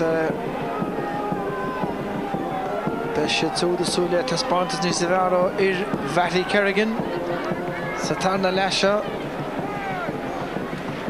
Die er tegen een team niet hoe komt vinden en dan hebben we dat gewoon goal Peter Riley Haringele Bokke Heshier Celine Lacholige Maddie Kerrigan direct tjune gelukkig even Jared Cavan of Velo agus Alarna Park het Pierce McKenna agus David no Carl Collins Foss en some ken naar je meneer Goma en nergens zich hier daar agus Newsmead Gaan Tamarin kadeert na Haraile aan de green de Sole hero in Saturna Lasha. Zijn het gaat boete get Jared Cavan Riley nish strak as agus a bunt na sal go. Ach een traction gent again ver ha go le power screen en noen Gannon. Agus golor kochte gehenig Cavan shit mach. Goed lish nuchersen motor forward lish sunk tuk agus Michael Brides verlin is vehe de Gonten Gavain. Trasna godi Chesty Riley agus well tas an began ní sa bhear agus fenena gribh Brian Dúr agus Pedro tá a ghaire sa tarna leisio istír láile chéile agus an chaidach a bhisteach ag Michael Collins ag tasach an tarna lethe ísil a builech an count an isteach Fineen sin a súlis doch le caid na ísle as a hamacho chun a chaváin Tá muid a súlis agus sílim goró an réiteirítach Gian an sin Well, Braga got a challenge in Garcalor. It was Kincha grow with Gala Ariha and Chinchadaria. You know, Matt Kerrigan tending you could jokulish Yanu Matt Kinkalaria Yaniche. Chief Mujin Yerid Mordushin Emma McNini got a stack of Hishans and Daria. Agus Beja and the Bruchishan. Well, Tassa had a talk to O'Reilly. It hit him a meal of all just going to boogie get Peter Ward. Agus gan éine ann chun teachta dír ar a matún mátá. Well, oscail súil beidir, dus na cosantóirí. Well, caifar a chuine go na gríana súile an chúlbáir a ceart go leor. Well, Chief Midden Joe kick at Gallanton chin o Fimber Riley agus an chumbeir chin goróhan grían since na súile in chin Peter Ward ach Carmen Beckenallen, Shilum no Colin Holmes a fixus in the origin agus bidger an ta a hero na ro cool in chin naib. Well, Femmer Kintje ta carta by fecht again tarna duine de chunt an Gavain is Finbar Riley. Agus se he garmni teachtamach. Well, fall amajach in chin agus ni hin way fall Cardi. We got Alan and Marshall. Well, ni hen Rune. Gagahis kuntan Gavain score while Tapik Saturna Lasha. Ga feint vi etter in Berkshire. Het lag canne sholle en saure chakate bo vi Nís a chaim sé hína san dréir tuairiscí ge Tyrone sa chluithe sin. Ach teachta bhad níos hín plíor a Tyrone, Cavan inis. Agus í caitisteach Berta Tyrone sa Cavan a geirí an ándach an dornú sáte ge Tam Pryor amach go dí fór an fer a hosnig an nócha cúig mar ar cúne meas na dosathe James Doonan agus takeíocht lasmaige cúnta an chaváine teach Paul Callaghan ach siút tucu chana talún ach well a líad san a bhadís fear a cúnta an chaváine agus dhéidir glutha Bernie a bhainteach. Ja, wat is briever in Chow agus líad a pacúach an fear agus an onstreamer sin agus rís beidir go an Rachel Bugger in Gian in sin ar hacithe Tyrone. A líad tá splant bug ins na tosaí in sin. Agus de bheith Paul Callaghan idir a dé ó bhí látha na nech a bhí dul isteach a drón chúil. Agus Matty a cuiineh ní fláir ar aharú eile dhéanamh. Agus Finn Riley ar eag na gcóirí amach tá san an a bhagur fada siúd an chiad scór don tarna le. Agus na brutacha gorama ar falúin agus ní minic ar san fisce higann sa chluithe seo. Sin trí cínig Finn Barnish go chéin cheanna có chican na saoir agus pointe ó nimmer to get Peter Riley.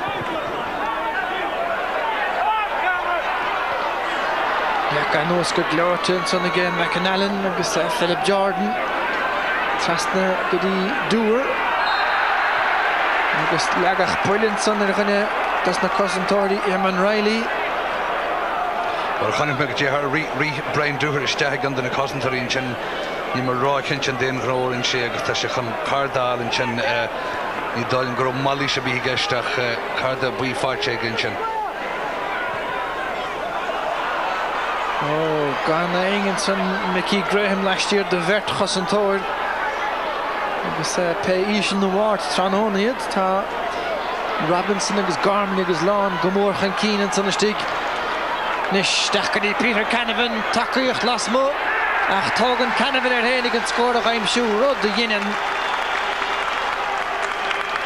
Buna sam céní se teag Peter Canavan ach níl níise chu isteach a chorbaí agus a rís fágu Peter tíhinn sin agus ganach Mickey Brides in sin gan é a bhharcar agus just ní féidir neidir sin spás ortá ní chuir an locht ar Michael Brides ach in na himmarí hart ar chéis na cosinte hortá go maiid. Well, tá san a bhadní sa hiige gan maidóir a charíiste Collie Holmes ar go na nús de Tyrone fear an bhí. Well, bhí sé gimne sin muoach a sé gimne de chláirsigh in ard bhachanis. Peter Riley, pass of bhad níos a bheith fear punt amach. An pass puilte fé dhéine sa ige Paul Callaghan agus Shellah tu go bhthg go bogacha. Stephen O'Neill gur tucha stóling sa chiad le ach O'Neill fiochan cho cumasach agus cho contúrachas a bhí riamh. Agus an bharnason méadathe go 8 pointe níos ige fir an tuaisgirt. Well, ruúrítach in sin ó Stephen agus cinnte na bhil cumar in iscúil se gartaithe leid sé hartar na cosantóirí in sin agus cúling álan ar fad in sin agus go bís blanc bug a bhí sa chábhain in sin is cosan bhil Tyrone abhat an céanna dhéanú nar a hastín se buthe. Well, tá cúigur Riley ar a bhirn hena hénig agus tá an séú daine teachtanis seo Eddie agus well seo Raich go chuig lágabh isteach ar hacaóirí an chaváin imiróir na bliana sa chunta agus a fort seinte Mickey Graham a mithe mar sin Eddie Riley istig ach Cavan a ríist agus iad a gúnsaí trí chríláir na gúlathe isteach Cathal Collins buiteach an cín go deisiige siúd Finn O'Reilly buiteach agus an lappa chud a bhearasan sanna ige Conor Gormley a ní sinna chur ó chuntúirt.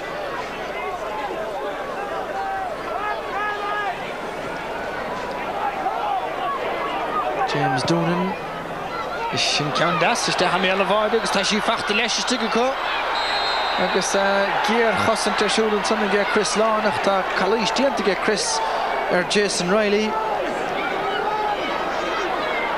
Chimis and Johnny Chatterstaff James Doonan agus kick my bhí an agus when tosa come in Jason Riley. You were more than chance agus Jason go kick fino se bhín sin nach tí dalin one Rachel chuna a hort. Maar dus met Jason Riley inta queuing Jason and you agus an lohi bhí beidir leas chance gin sin ach ní réirí leis. Tá scór fachta ar an son ige Finbar Riley agus trachtar Jason Tamani Crown Togála se Jason Riley agus defa go meach tahiige ar an níirde ach níor hain sin éach leis sa chéad leis sin éon cheanna chuig isteach go hard gan sé na stack ar a dalamh céimata íse le gabhard a gan in na gaothe agus se hé dúr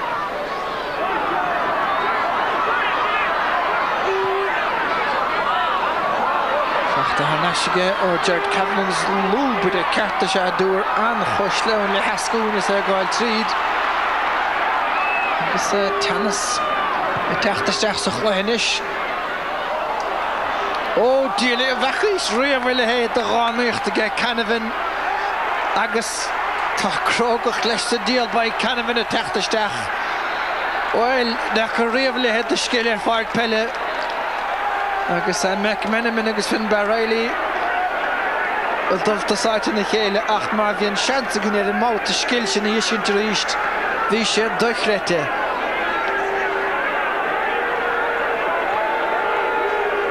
Beidir go bheith mit rí sin an fís imar ar fad sin a dús domíonn sin agus níos Peter Cavan dáchréid ar fad sin gur híl sé fa bum se gur Maradona bhí gist ach scéile sé a bhainach tá crógach go smir leis sa bhar agus Mickey Bride a thug kick grána le ceart sa cheann an sunda ach tá díaltas pointeach agus a bhéidir go peintile caiite thar sé dras ná an seanslib Mickey Bride's better go sé fós ar a barc Se thug sé má ní kickinnta alcahí annach mar sin héan cad kick de chean le bí a hóir agus sé kick sa chean sin de Cavan nach don go caiile bí ar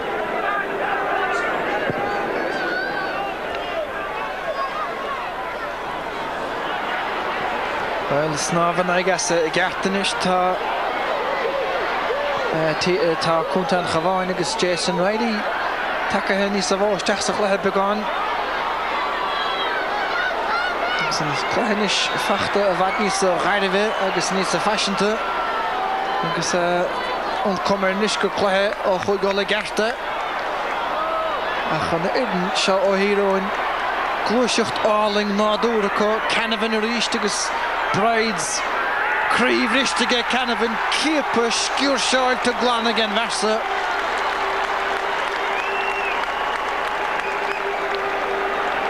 Well, tá sé ligráiteach míúr hena féin Peter Cavan an dóighil sé abal hat má as córan chosantara agus ní bhí nach leathar a couple of árlach spáist ag bhui agus tá sin an na scór ná.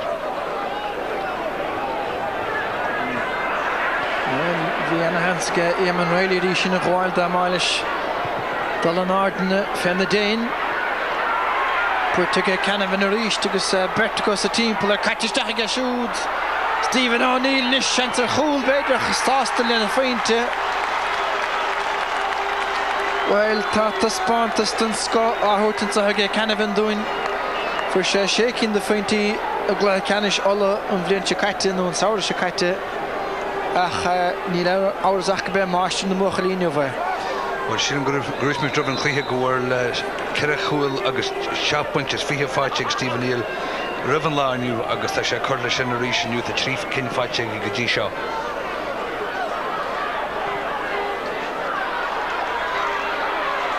Peter Riley dhéirgan Cavan sppraga agus ag ríasa isteach I drón chúine ach caiim mar mátá anna bhola tuilte agus tá agus na tosa ag Tyrone an lína lán chúilte ní lige le brathe Eamon Riley agus buileach flí per siút tréiste an chaide scuile bhuaig agus McMenamin an bátasa Well, but she Ryan McMenamin socrú síos mar tá sé na bunch go le couplet strácal in sin ó húsan faoithe. Start head of Ishach Sanome is Ryan McMenamin agus céna failte fi mar déir fan nachfuil an saoil san álawn tá sé ás fad go háirthe an nún suí agus má tá an Cavan leis an merta dhéanamh an sa Tyrone tastíí na scóna san godóirte bhthe.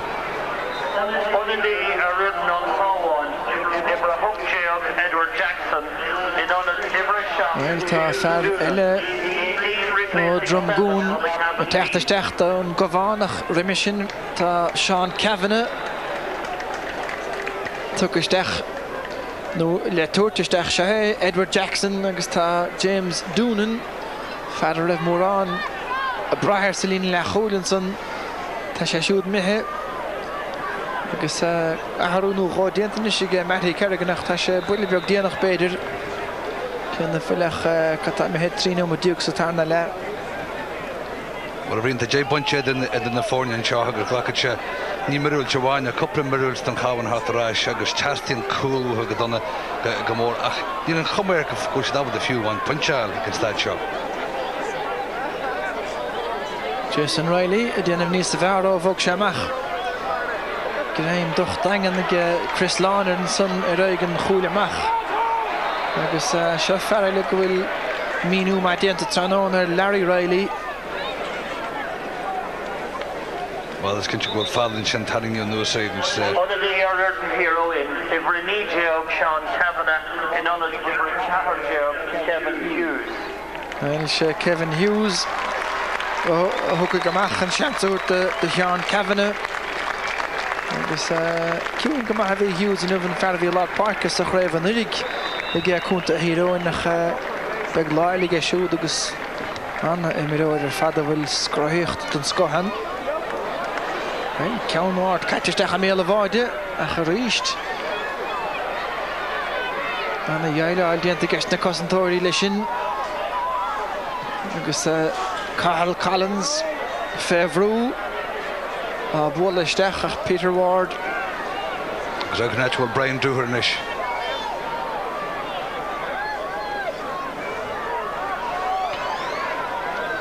Tyrone ríist a tágant ón lína lechúil amach.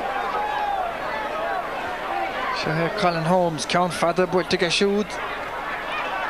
Cimar taisteach nó bhfuil tá. Agus Tom Pryor an son. Tom Pryor ón Mullion Iran. A dhíhil de chunta an Cavan is tá beání sa bhar steach go ríist go dtí Eddie Riley an tonadí a hánig isteach. Ach, na no ni hil gan get da vara ach kickslesse. Gus luhe ag sa yaina tasine an fel de chunt han Cavan agus soundplug crane die het sonnigs me kaint bet no tru sa valach agus ni mono sasta ta muintir hironish ginishin. Ni roi kench ke che har laf tan clí seo. Tá sé cléithní mar chomartas agus an tinrod an is na deú gortaí ar imróí agus nach gurfií duine bit an farc agus an dóhfuil an cáhainna gimmers faoi láthair tá be sé dínta mí hastal is an dóhfuil si gimmers agus fág bhain buil an gnéir rud an dámaideach agus go gaiiln si dé mar beidir an chead clíthe eile ach chaithe ará go bhfuil an ddíma ní trachlíthe fada bhí an agus fá tá me cinse Jane daar in de machen vliegen wandje ach tan chammer en Cavan goal ala na Janwaka. Is chance er te get Finn Riley agus an chance tappa he ge siúd agus den meheg fós ach nu a chuín weer goed cín facht ge Finn Riley kan sé agus gan an tein féint bháin le get Peter Riley an immert golús well leslí tríd an tanna le beidir Leirú an a bhaisisin ar máistrucht atá ag cúla híróin lína lán tasach nóir ena tas agus scóráil cúig trídí go stóile más buin mo chéine gan ar as gomáint sa chluithe le cheannis.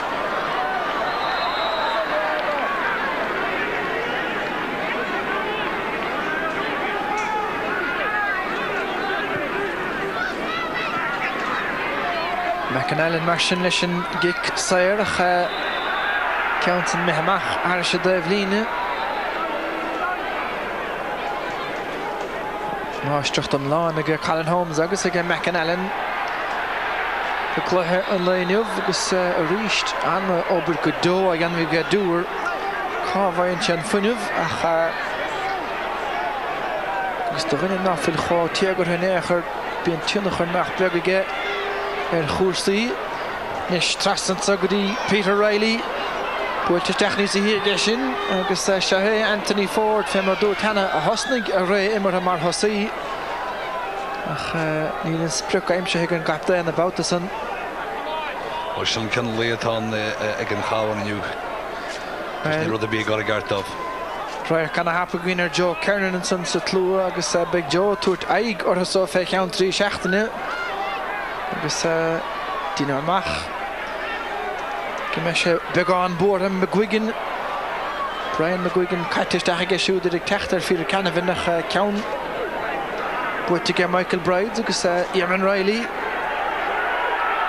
Dyreg dolchan Keeney bwyd ag fad ag esiwyd Anthony Ford nish bucathe suas am asna dosathe agus tá seansa ge Ford má chain séisteachí nish an captain chníad a sprag anna haváil go dó anna haváil ige Peter Ward agus sé Ward hat éis techt a gorbacht ar Finbar McCannell Queenig agus cúspóid de hort sa chúnta Pascal McCannell leis mé Stórin tuis ge bheith mí hásta beidir le Ward a bheith hánach sa bháil dun scothe bethe sin an saoil ar fad agus mar Ma bhí an Cavan na hatarás Chief Moderation Church an gur Anthony Ford a chur an dhéid í héach réilí chuisteach ag Ford agus an sábhal ar fad Chief Moderation Church agus cicínta chu fad a bhí an agus bhí sé gáil drá na cearnaige agus an angí ach an sábhal ar fad an sin.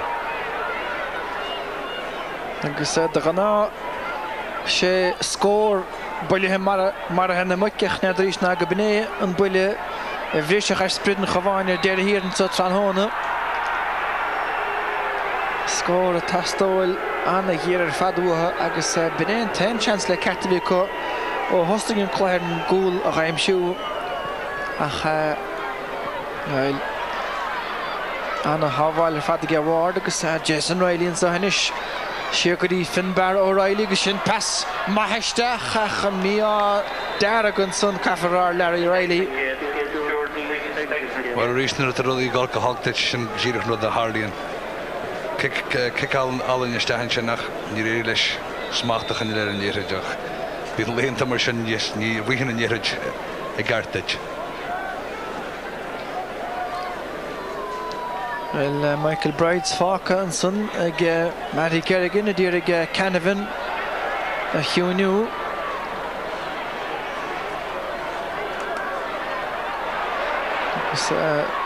Cúpla cecht múnta ige Canafin dus na daine óga timpplair. Múntóir sé Canafin gandát scoil na tríanóide.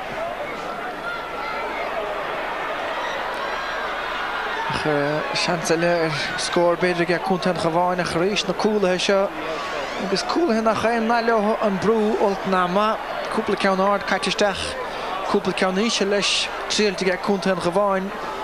Ach freagre dearafach tucha ar nach chéan cheistigh an drúrlán cholí seo. Agus bhfuil cadé mar gháilinn san ige Cavan. Agus sohanteach bhfuil Cavan an glíán sa dúrán de bhaile. Agus is geall le cúlathe breisiad. Nis scóp ige Stephen O'Neill an sa beidir. Steach garíon bhearnú. Agus O'Neill a teantú. Factoration so is ige Sean Cavan agus an chiicsa ar buirte ag an bhearóg Sean Cavan an son ón mai. Well, finnín deirtar gan anna rud rimathe bheith go sa tra ach ní le caicís le dul gurí cluthe críomh cúnta an gháin buile mór a se mar haspántas. Buile mór ar líad tá cocaigh seach chun rudéigen a chur le chéile dá sin. Ach is cyfan am eiste go leabhar cúpla bliana chun túna ngála gimmers na den chur seachtain roimh na chéirclaige den chríomh agus Jimmer sig done ar fad and I gure agus ní hirme go chance to lead an an doing chin shotiniation will sit and doing go heska ach sin lig rache sin go a lan fibena ag an Cavan ach sin rache capan gur furníta ar fadi Tyrone agus ma bhún sig críomh na héirna mína ní chuir inta sa bíarm se.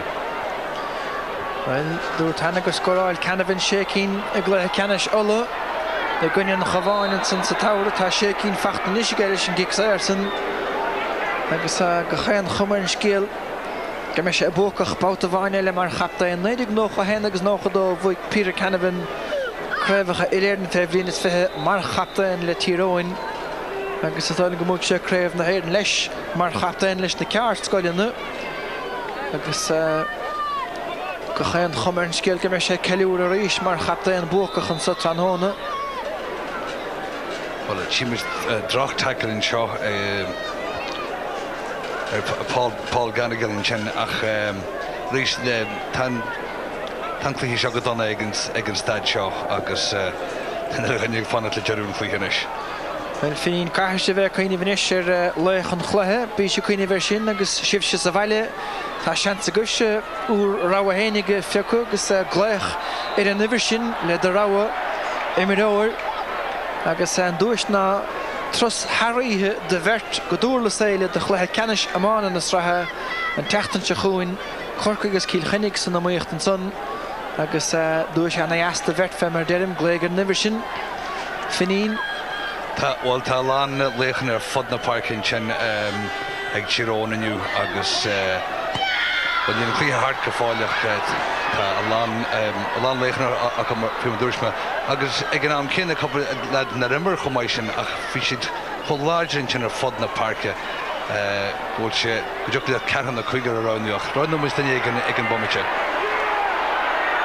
Cavan a ríist Déanamh go meassan air lech trúgat de Michael Brides Tyrone agus ní hen dro himimeóir de Brides bí dainach de san an gona crua an counter ganninachant gan an run of the country ach well tá cúpla rut fála manúh tá dainach ag Michael Brides agus féosar chunta an Cavan chuig Anthony Ford chun cían san ach an galar so chuirasta bh gcónaí nach féad le seansa gáil ar scór cheall sellh is tócha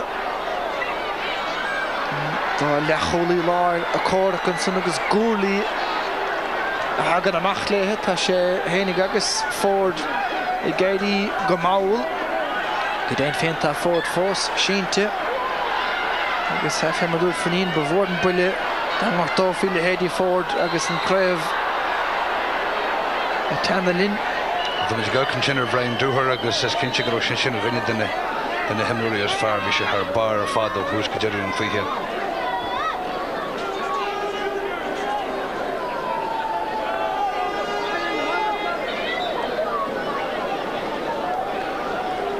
Well, an chiicsa sta isteach de chunta an Cavan is bhfuil sin am conise bheith a ddírig cúil a gháil dómh hénig mar an leotha ach sásta leis an bríte mar réimte agus díling annach ra cheanna Finbar a Riley agus tuigeann sé go maithe. Well, tá th seaascas a hén bommite den faoithe míthe agus nílach sé fointe fáte ag an Cavan agus de réir mar chubne pointe bháin ón immert agus is drochimirt ar fáda sin.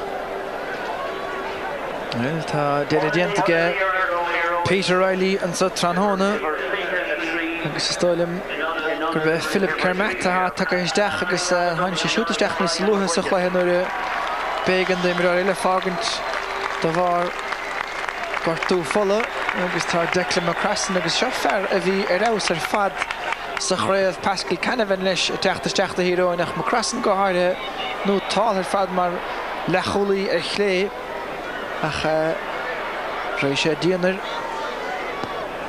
áit Philip Jordan hágant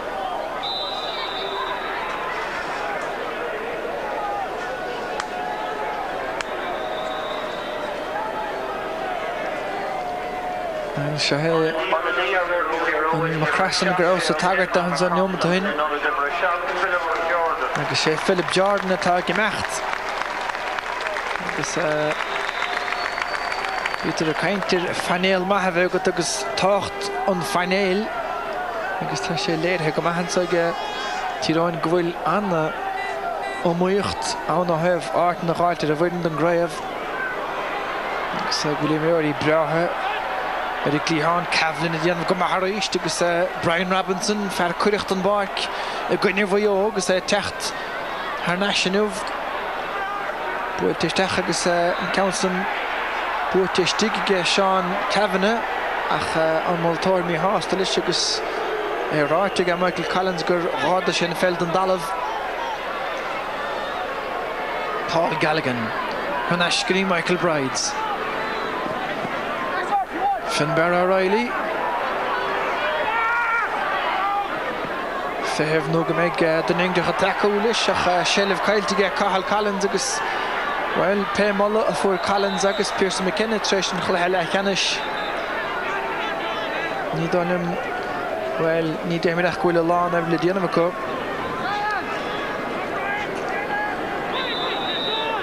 Farhan na sé stein sin ní ecem go fáil cé héin Chief Magic an bomiteach bagan in ráháil lear hí an inis. Stach gadí Peter Cavan agus se hen tríú fear a dtíar Cavan a gaiirinmh Tom Pryor nis agus a hansá hógan tige. Agus an council methe bóléagar ó chiná na dosathe. Agus Eugene McKenna a smó blian agus smó chutha dhéimar sé siúd le Tyrone. Agus níor géirigh leis riamh bán daimtóirt, bán náisiúnta a bhuachtaint agus díalinn is muir a dhéachar sin. Well, Jimmy an slú bailú leáin sin agus ní hintas a bíb mar chairrá Angie mar in liglis an chluiche seo, hí me go méid bugan, hí me go mé buig Tyrónach ní hí me go méid omlan cho hesca seo charbí. Batónan san agus séile fechtgé Jason Riley iarach péislí a chasanse tá Berta Costracas agus gan éonúon de Jansi Gorameile agus cehar ó híróin ann agus deire tháinig Peter Riley tá Jason Shínte a dheibh líne agus fós ann puirteisteachchan san nach Michael Brides agus Cavan fácin a leisteige Stechan is chá fada le Cathal Collins agus Cathal Hénig chur a dábhaile go bogan sanna go Declan McCrassan. Eddie Riley nis in chiadan le chaníocht dhéanamh agus rud ná fil ficéir ó bhínig go nimh goin cúlaí clíte go bog agus an cúile built na tarna báta sa tarna le again go bháin. Jason Riley nis a dtíirigh scóráil blokáilta go díaligh Ryan McMenamin agus a ríist níd an giadúir trúr cehar á hímpelúg sé Cavan amach goín deachtar eile dúr trasna goín tríúd duine sa líne lehasig Stephen O'Neill. Sceil le sesiún tréineála níise seo hen fermór a tháinig isteach Cavan agus bulí fiidir sé seo hénig an tógánach goín Shannon dúr.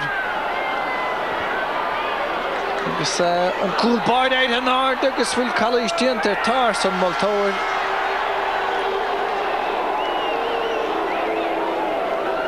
Well, Pascal Cavan ceapse go raibh leis an san nach hín sé callís Éireann Donoghue. Well, fan am seo níl Cavan garíach ar bhhaile mar níl féisle for a bhíonú fan am seo agus Bei seachtain cruúach an éis se fe seachtain a garí alúd an chluhéile dúna ngáil tasan mé an chluhé sin sa cháhain na héana ach leis cinnte mé Angie mar leis an dóid ní hé gur chailst an chluhé ach cin dóid ar immer siad agus bhí si go donna ar fod na parke ní sin anrad a bíhéan le Tyrone.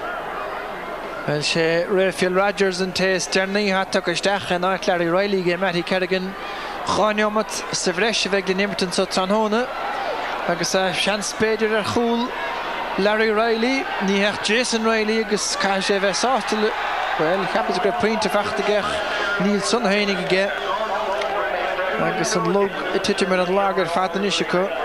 Se lá frostra sé Jenny Jason Riley an sin seansna féidir sé go maiach ní sé go iniu. Cavan, well, time déanach gur chaise an council bhuig.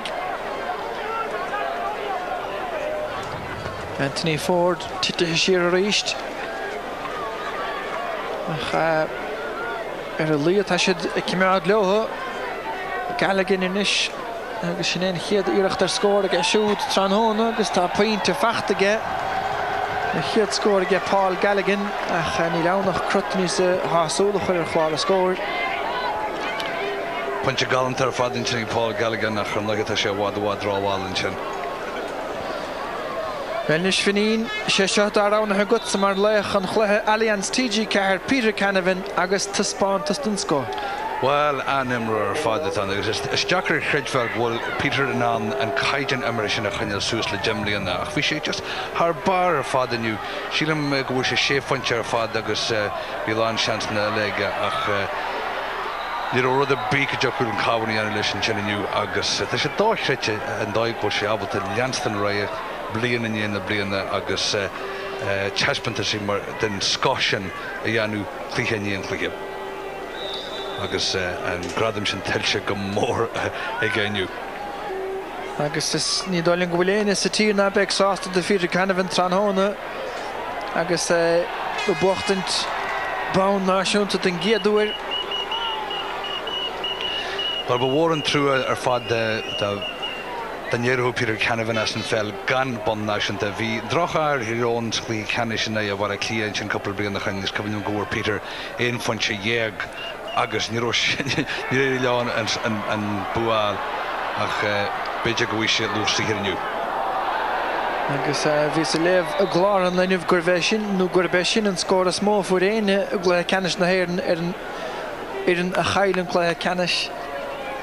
Agus chuin over leis Peter Cavan stocha tas na bátaí brína bhí geile Jason Ackermanis na Austrráile is na chluí sin ach lá úntach lá buachachta in Heroin agus McAnallen an captain eile na bliana ar febblion is féile gá bhíon nós agus sin le ha cineirí nó ceanirí ar fut na parci go Chris Lán ar hebh bháin Cavan sa chúne a chalár parci leis tá Cormac McAnallen go maithan an sampla agus iad a hamáin chun cín agus Stephen O'Neill hénig. Agus láh lechair an dalamh ige Sean Cavan ar a Bellinson. Sílim goúis mé bhríon ag túsan cluiche gur híl mé go Tyrone th bar ar fad agus nach raibh leige ar bíthe acu agus ní bhhain sin ach tá réaltácu ar fod na parce agus le mas féidir le sin leanstan réige mar sin go mé ráileat go mé anchríomh a camíonna. Cimátiste go deasansan agus Cavan a ríist stúr a cuasaí agus fearbrachte leiste ige Stephen O'Neill ach an council me chlé agus ar fóríl.